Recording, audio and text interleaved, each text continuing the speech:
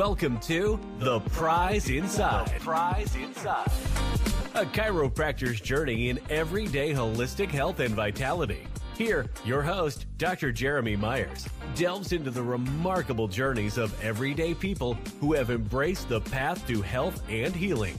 Through his practice, Dr. Jeremy encounters inspiring stories of profound transformation and the power of true healing within each of us. Stay tuned as we discuss various holistic topics and unlock the healing potential that lies within us all.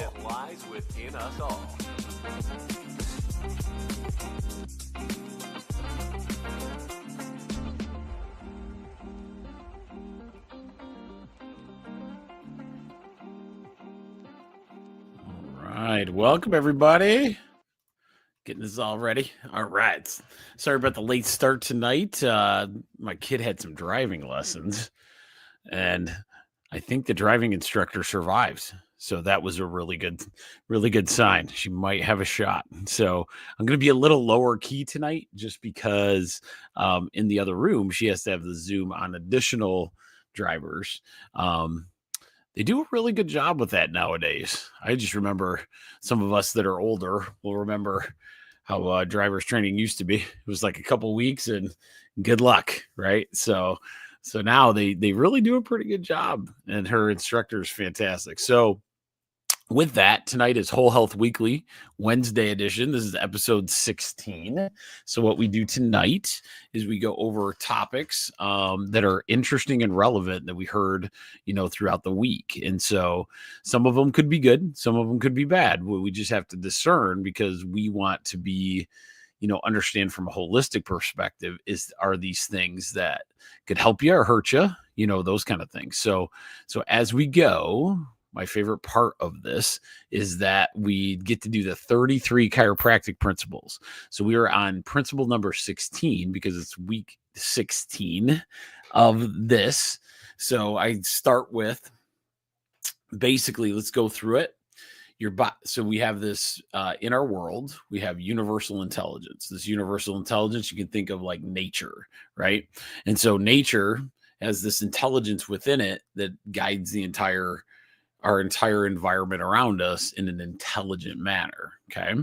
So from there, you have the matter that you have as a human. So these cells and all those inside we have an additional intelligence called innate intelligence. That innate intelligence within us is the way we interact with that nature or universal intelligence. So there's several different of these, intelligences out there, and our job in chiropractic, in just living, is to make sure that intelligence within us is working as best it can. Okay, so that's kind of the gist of the chiropractic principles. So because I don't want to go through all of them, we just want to go through the one tonight, and this is principle 16, which is it's an interesting one. Then they're always real short, so let me get to it. Principle number 16 is intelligence in both. It's just basically that intelligence in both organic and inorganic matter. Universal intelligence gives force to both organic and inorganic matter. So what this is meaning is that there's an intelligence, this universal intelligence within everything. So all your inorganic matter got intelligence to it. The rock outside has an intelligence of why it was designed, right? The difference is you'd have the universal intelligence within, like, let's say your inorganic matter, which it has energy and properties and all those kind of things. Even a rock is a moving creation of something. There's like cells and molecules and atoms and all those kind of things. But the difference is when you're talking about, if you know so inorganic is basically anything that's non-living. So like a rock, like a dead tree, those kind of things. The difference between organic and inorganic would be the innate intelligence within. And so I can't even prove that there's no innate intelligence within a rock, but I know the difference, the life force that's in organic matter is the intelligence that we go with. So that innate intelligence is within everything, right? That's living. And so that innate intelligence is what the difference is between like organic matter and inorganic. Okay. So there, I nerded out a little bit for you guys. So there it is.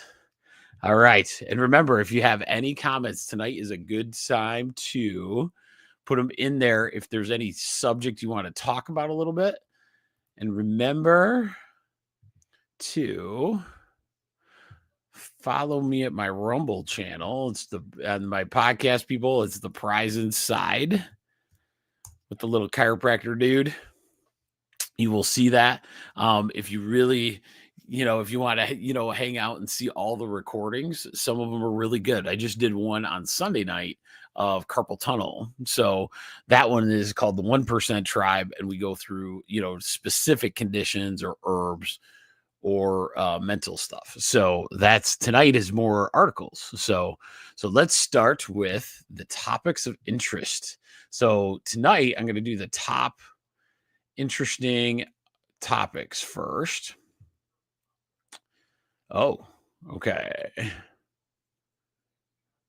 All right, let's see what we got. A study of whales. Okay, let's do this one.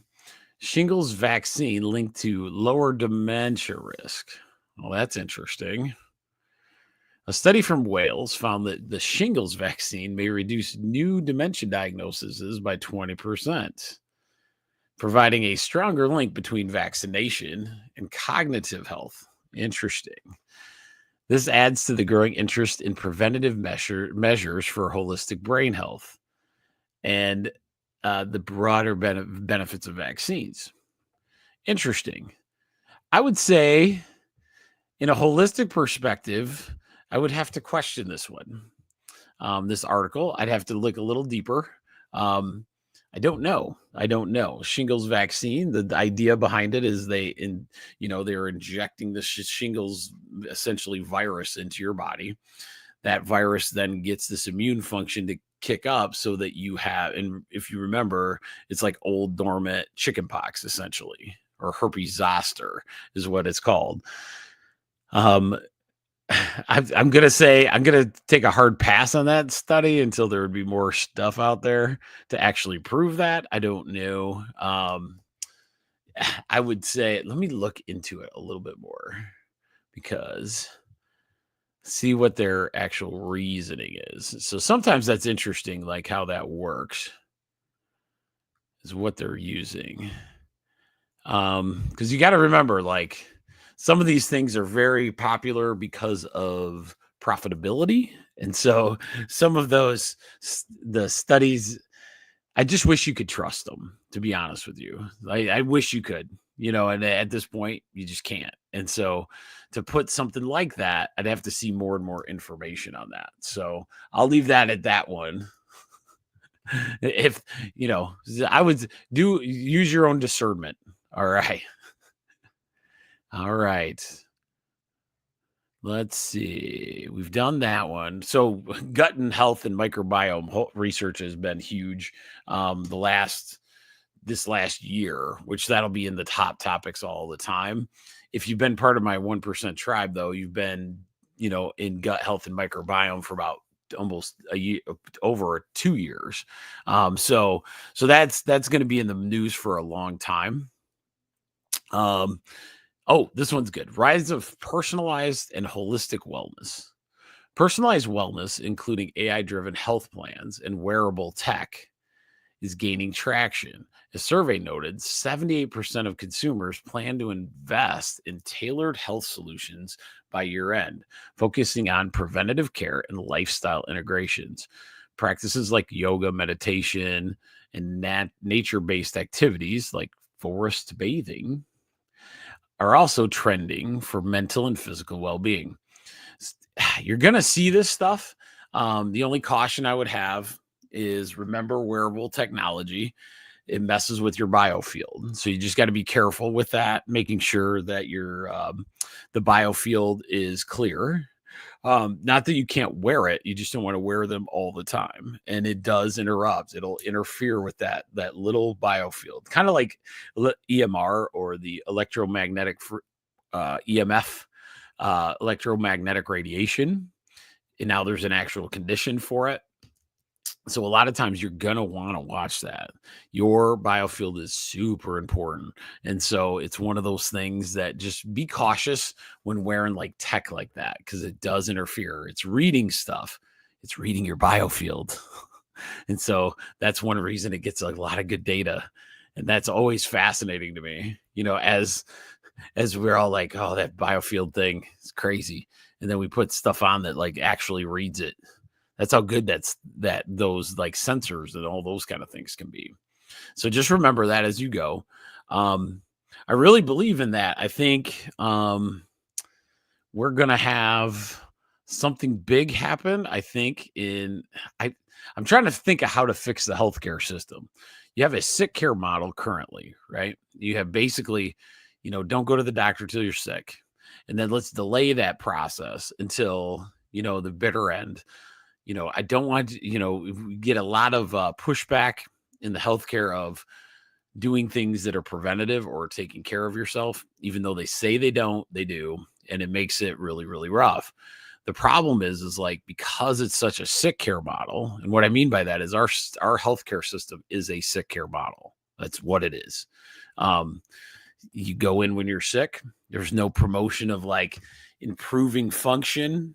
There's no incentive to do any of those things. So until we fix that, it's on ourselves, it's on our own. And we have to understand that as we go forward is you have to do it, right? There's no going to be incentive, even though once you start doing it, let's say like people do regular chiropractic visits, right? When they start feeling that way, they're like, man, where has this been? That self-awareness, that self taking care of you. What is it called? I say it every day, all the time. Taking care of yourself every single day is such a critical role. And all it takes is a few minutes a day. Oh yeah, Brad. Thank you, Mr. Bradford, for putting up a thumbs up. Remember, put a thumbs up, any of those hearts, all that good stuff on everything. It gets my reach out there because I am up to 32 people on the Rumble subscriber list. So remember that. Get that number up there for me. 32 is big. I love it. So that's a big thing in the AI world. I would say, like it's going to be there. You can cherish it. You can do those kind of things. And I think that could be a way to start getting us into a more functional healthcare system. Maybe, and you get to dictate your insurance coverage and say, this is what I like to do for myself. And I'm able to get that covered or something, So these are just thoughts. This is not like something I think would happen, but my hope is as people grow in their knowledge, because that's what I've noticed since the COVID days back a little bit ago, the world has changed in a good way. And I kind of had a prediction. I was like, holistic care and understanding who you are is going to be the next big thing. And so it's people are, coming in droves into understanding how to take care of themselves. So that's one reason I wanted to start this now, because the more I can help with that process, the better. So anyway, I could talk on that one all day. Ooh, this is kind of cool. Oh, interesting. So AI advancements in heart health. So researchers have developed an AI tool creating synthetic models of fibrotic heart tissue to aid atrial fibrillation treatment planning. This reflects the trend toward personalized, tech-driven healthcare, aligning with holistic goals of precise patient-centered care. Interesting. So using AI essentially to, let's say somebody has a heart condition and they're able to see it in real time and custom to that person versus, like somebody else. So all atrial fibrillations could be all different, right? Because it could be different people. So they're going to use that technology and go, okay, this is what, your steps are, which that's kind of cool. So there's some good stuff out there. I'm still up in the air about the vaccine thing on the old shingles helping with dementia. You'll have to prove that one to me a little bit more. I don't know how that would work, but I regress. All right. So let's go on to let's do this one first. Because if, as you know, Gina, my office manager, always gives me TikTok news. And I kind of blew her mind today because I had listened to a really good podcast on Joe Rogan. He had a guy, Gary Brecka, I think his name was. So Gary Brecka he does like biohacking, and I brought up hydrogen. So hydrogen water, hydrogen, and getting into like infused hydrogen supplementation is kind of taking off, right? And so I want to go through that so you guys understand what this hydrogen is and see like holistically, is it something, remember all of the chiropractic things, you always think outside your body. You always want your body to heal from the inside out. So that means as little things as you need, like a good example, vitamin B, let's say the B complexes, you need that through food. So that you take in, right? But let's say you take a digestive enzyme every day. The digestive enzyme, the problem with that is that it's replacing something your body actually produces. So if your body actually produces these digestive enzymes, if you're taking that, all of a sudden your body stops producing the digestive enzymes. Something very similar that's scary a little bit is this GLP-1 kick. Right now, basically, it's taking this hormone that tells your brain and your body that you're full, and it's replacing it. So it's like enhancing it and putting it into you, and so it's replacing that hormone, this GLP-1. It's allowing that the hunger stuff to go away. But the problem is two things. One, if you're not full but this hormone's released that says, hey, you have a bunch of food in my gut, and all these kidneys and gallbladder and bile are all producing stuff, but it's empty. But doesn't that lead to some problems? Right? So we want to make sure like all these little ones that like do things like replace things, replacement anything you want to watch, because it means your body is going to make an adjustment, right? Because it's intelligent. It's going to say, okay, well, I don't need to make that hormone anymore, or I don't have to make those digestive enzymes anymore. So just remember that as you go, because there are some like natural things touted as natural things that they actually like replace processes in your body. We'll get into creatine at some point too, because your body does produce creatine. And so you have to be decently cautious. Everybody's like, oh, there's a lot of controversy on that.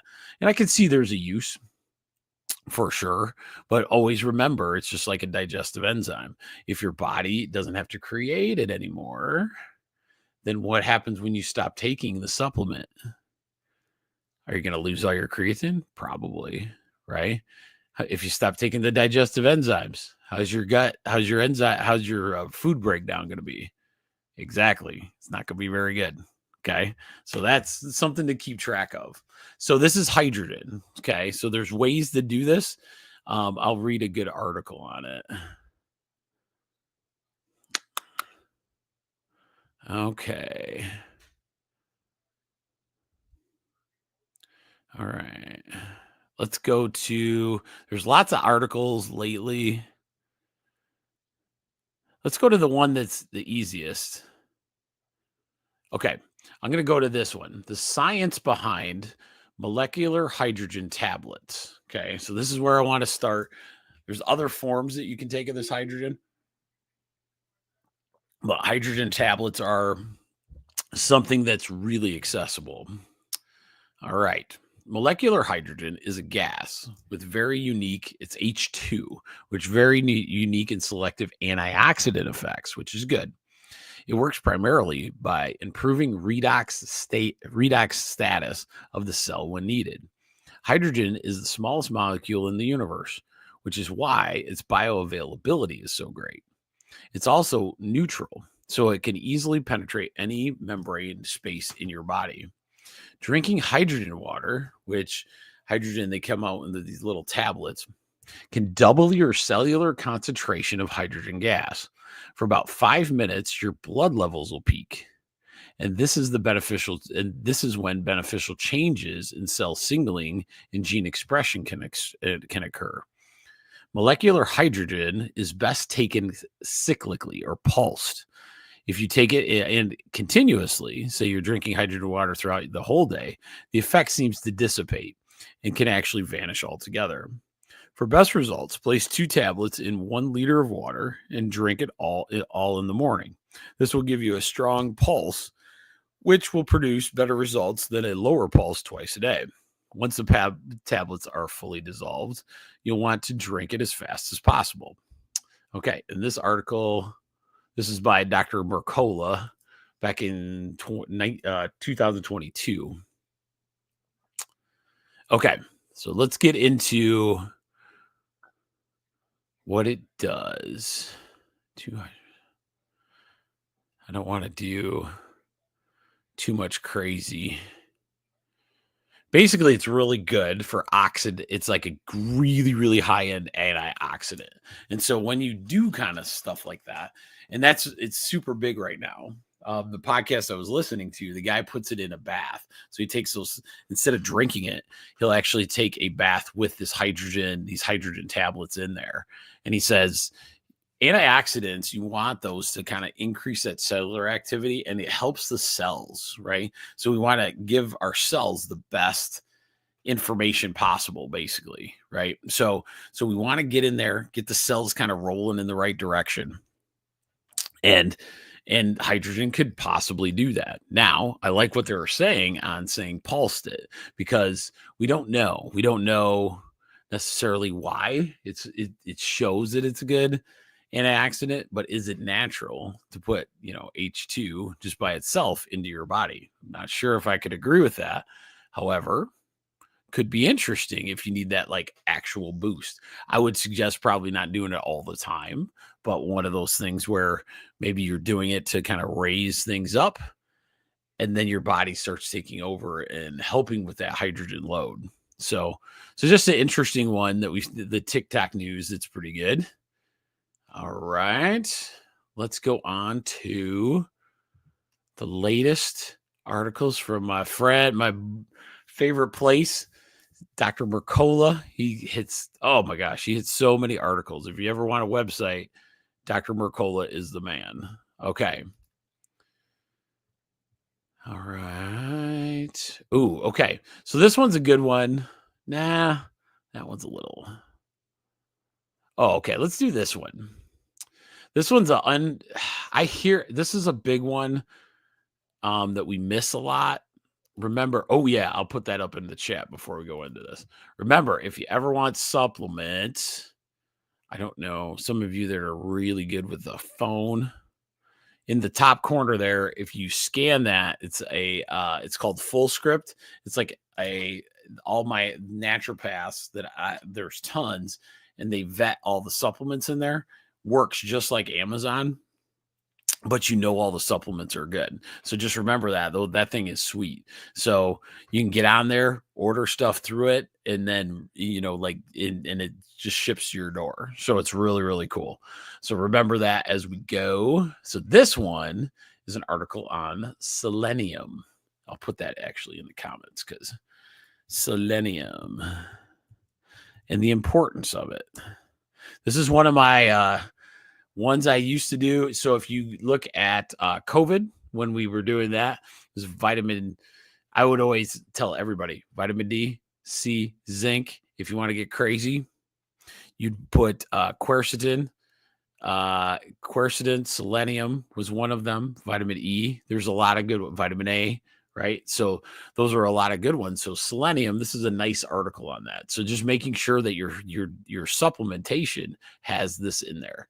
So it's called The Importance of Selenium for Health and Disease Prevention by Dr. Mercola again. Yep. Okay. Selenium is a trace mineral. It's essential for health, supporting immune function, hormone regulation, and fighting oxidative stress. Incorporated into 25 selenoproteins, selenium is crucial for antioxidant production, particularly glutathione peroxidase, which neutralizes harmful free radicals, which free radicals are like these like floating enemies to your body. And those are the ones that cause major problems like inflammation, like little cancers, those kind of things. Free radicals are something we don't want a lot of. Okay. And it also helps prevent cellular damage. Research shows selenium benefits cardiovascular health with supplementation, reducing rates of this thing called Keshan disease in deficient reasons and supporting overall health function. This mineral plays a vital role in thyroid function by helping convert inactive T4 hormone to T3. See, I learned something every time I do this with you guys. With supplementation, improving hormone conversion in those with thyroid disorders. See, I did not know that. That's interesting. That could be helpful. Research indicates that selenium has anti-cancer properties, helping normalize tumor vasculature, enhancing cancer treatments, and targeting proteins involved in tumor growth and drug resistance. So that's a good one. So remember selenium. Remember selenium.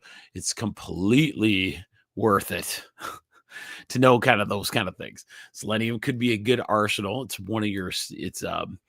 basically a mineral, like a trace mineral. And we want to make sure we're taking those trace minerals as well, because we don't get those trace minerals anymore in our soil very much. So we want to make sure we got that on our repertoire as well. All right. Let's see. Mo, and you're right. All right. Well, let's go into this just for your moms, because this is going to be a big thing. And I don't want to take the gloves off every Whole Health Weekly, but I got to talk about some crappy stuff that's been going on. Okay, so and this one irritates me to no end. Okay, so this one's about baby formula.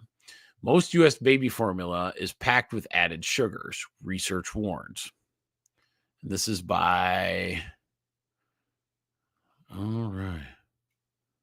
Let me look at the article so I can post it. Oh, I'm not going to read it if it doesn't have a. Come on now. Okay. Give me an article. Sorry, guys. Okay. Here we go. This is by Pamela Ferdinand. Okay, so this is Pamela Ferdinand. I just wanted to make sure I get somebody on there with a good article. Most infant formulas in the U.S. contain added sugars instead of natural lactose, which I could have told you that. With formula-fed infants consuming up to 60 grams of added sugars daily, equivalent to 2 soft drinks. Out of 73 formulas examined in 2022, researchers found only 5 contained mainly natural occurring lactose. Okay. So, well, we'll get into that in a minute. And those are no longer available in the US market. Added sugars in formula may increase risks of diabetes, especially type 2 diabetes, cardiovascular disease, preference for sweet foods, while lacking health benefits of lactose found in breast milk. Okay. Unlike adult food products, U.S. regulations don't require added sugars to be reported on infant formula nutrition labels, leaving parents unaware of the sugar content. Researchers recommend requiring formula companies to produce products containing only naturally occurring lactose and removing societal barriers to breastfeeding. Okay. So this has always been a big thing for me. Breastfeeding is an amazing process that I want all of my moms to do that, obviously.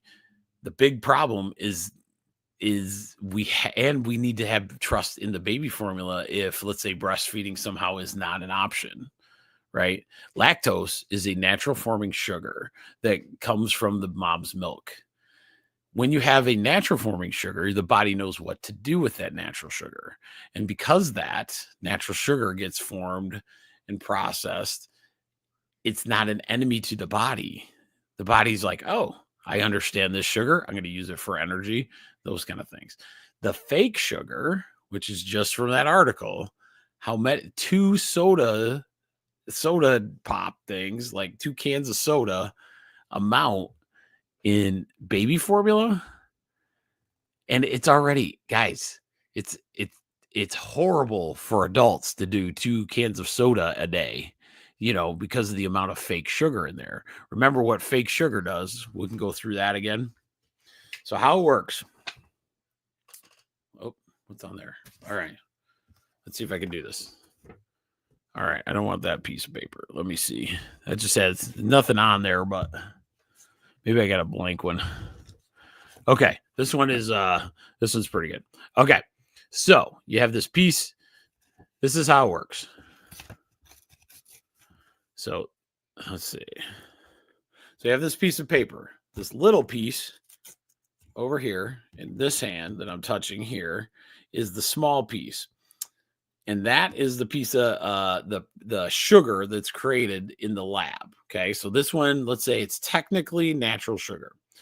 The problem in a lab, it has to have a truck. It has to have some way to process it and get it into the body. So it takes this piece of sugar and attaches this delivery truck to it. The delivery truck is nothing but more than a chemical. And so that delivery truck will take the sugar that they've created and drop off the sugar part. Okay. Once it drops off the sugar part, now you have this truck left. The truck is a foreign invader to the body. So then the foreign invader to the body kicks your immune system into high gear, and now you have an immune system problem. So imagine you have this infant that has no immune system really, especially they don't get a fully functioning immune system to about 2 years old. And so all of a sudden we're enveloping them with a bunch of fake sugar that they can't digest. They can't do anything with. So their body's going to lose it. The other thing is, remember, there's food scientists, right? Food scientists know exactly how to get those sugar. All of us do it.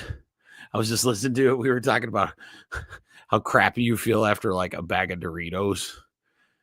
There's like nothing nutrition about them, but they're so delicious that it's like almost impossible to stop eating them. That's all by design. And none of that stuff is good for you. And you know it. And you eat, once you eat it, you feel like garbage afterwards because your immune system's like, dude, you gave me a bunch of junk I got to get rid of. Your liver hates it. All those things hate it.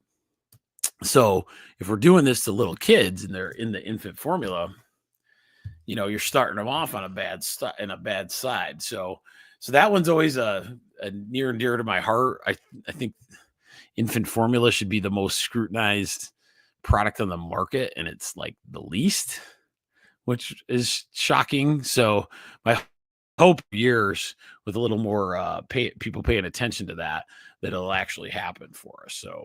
So anyway, off of my soapbox.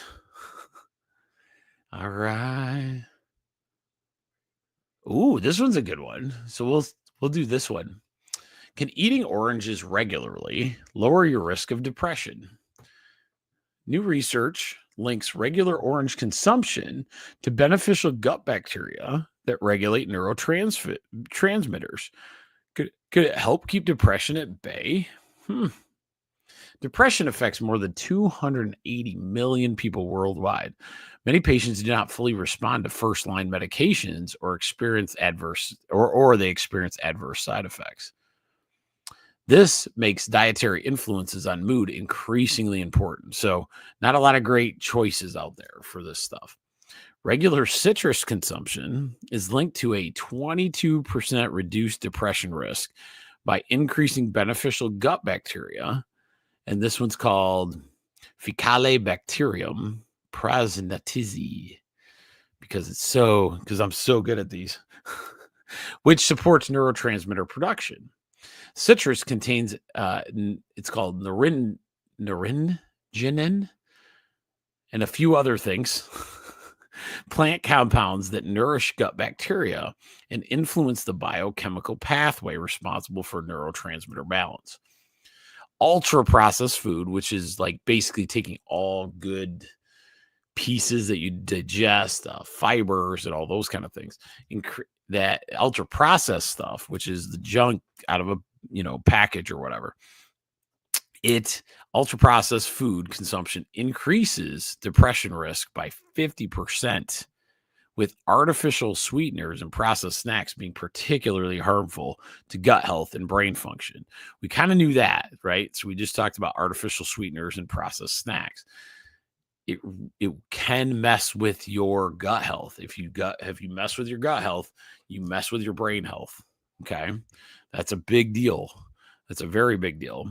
So you have to make sure that your gut brain interaction is working well, and it will help a lot of those depression, kind of situations.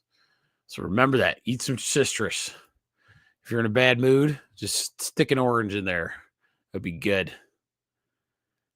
Oh, yes. And we'll kind of end it I won't keep you too long, but we'll kind of end it tonight on this one. Eating a variety of plants helps build. Well, yeah, we'll stay with the kid ones. All right. Eating a variety of plants helps build a strong infant gut microbiome. Okay. So this article is this: feeding your child a diverse variety of plant foods during their early years helps strengthen their gut immunity and overall well-being. And this was it a study? This was by Dr. Mercola.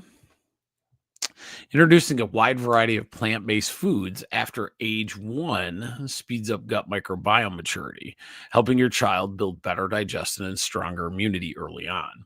Children who consume diverse plant fibers develop higher levels of beneficial bacteria, like the one I just said before, fecal bacterium and bacteroids, which reduce inflammation and protect the gut lining.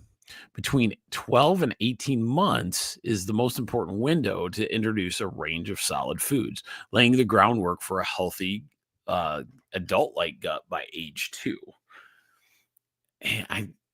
Okay, let me finish this up and I will explain some of this. Local fiber-rich foods like millet, banana, and rice work best in supporting gut health. Expensive superfoods are not necessary for strong gut development. Restrictive or processed replacement foods damage gut bacteria, and we know that part. Okay, so let's talk about this. So one of the things, and one of the reasons I love doing this talk on Wednesday night and, Wednesday night and Sundays, is I learn some things. One of the things that I tell a lot of my parents, like if I have a child come in to get adjusted, children get adjusted all the time. Sometimes for, how they're walking, if they, actual mechanical things, sometimes just to get that immune system kind of fired up, right? So you can just adjust them and see how, health, or just the parent wants, some, just to get them generally checked. The thing that I always say is, like, I'll always tell a parent I recommend strongly a probiotic. Typically. Now, one of the things that I would also add now, even after reading that, is making sure that diversity of plant-based foods, vegetables, is within, because just by itself, a probiotic is great if it has fiber. Because remember, it's an animal. So it's like the probiotic is actually a living thing. It needs something to eat. It needs some kind of thing. And the more variety of plant-based fibers you give it, the better your gut microbiome does. So it's really important. And not being afraid of your kid getting dirty. Some of us, I'm so excited right now because it's that time. We're starting to get in Michigan. It's finally getting nice out, where we'll probably do some major, gardening work this weekend. And with that gardening work, if I had a couple infants, I'd stick them right in the dirt. I'd stick them right in there, have them eat the plants that are out there, unwashed, because we try to do everything organic. The reason you do that is because there's so much, just having the kid in the soil itself increases their gut microbiome by like leaps and bounds. Now, I'm going to talk to you about the microbiome in just a sec. So, a baby is not born with a gut microbiome at all. It actually gets it introduced from mom and dad. So, those two gut microbiomes come together to give the baby the microbiome it's going to have, or it's the beginning of it. Then, so the first microbiome the baby kind of has is what they call vaginal. So if the baby's born naturally, it gets the gut microbiome that's basically vaginal. In a few months, once you start doing breastfeeding and those kind of things, it moves up to what they call the infant one. There's 3 stages. So, and then in a few months, maybe up to a year, I can't remember the exact dates, but probably about 12 months, they have this infant gut microbiome. And so it's not as robust as an adult, but it's a little better than like the little infant. So they can, process more foods. You start getting a more diverse digestive tract, digestive system, all those kind of things. So then after year 1, it goes up to, I think, year 2 or 3 is when they start developing what they call the adult microbiome, where they can pretty much, if they needed to, they could eat anything. Right. And so that's what the gut microbiome is for. It's to help with the process of digestion. One of the things that occurs, though, is through certain medications, through processed foods, through a lot of different things, you can actually hurt that gut microbiome, not just on a baby or an infant or a child, but on us adults as well. So processed foods, certain medications that are kind of, if you have to do it, you have to do it. But you can actually knock down their gut microbiome to a lower level, which isn't as great, if that makes sense. So what you want to do is when you go through that process, making sure that you get a good probiotic. And when they're old enough, you start introducing a variety of vegetables into their stuff, because the fiber will help build those that microbiome up. All right. I think that'll be my last one.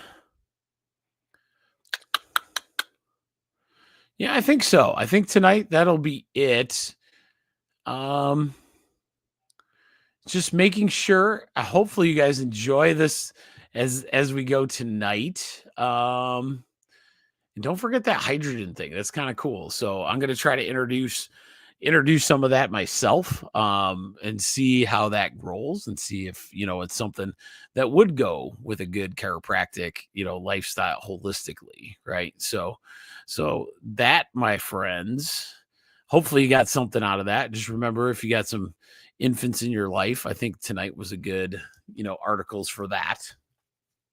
But yeah, for tonight, I'm gonna sign off. Sorry about the late start. Usually this is at 6:30, but kid stuff happens, and I'm just glad she survived the driver's training. That was really good. So with that, I will talk to you this Sunday at 6:30. Do not forget to subscribe to my Rumble. You get me up past 32. That's pretty good. So, all right, guys, have a great night.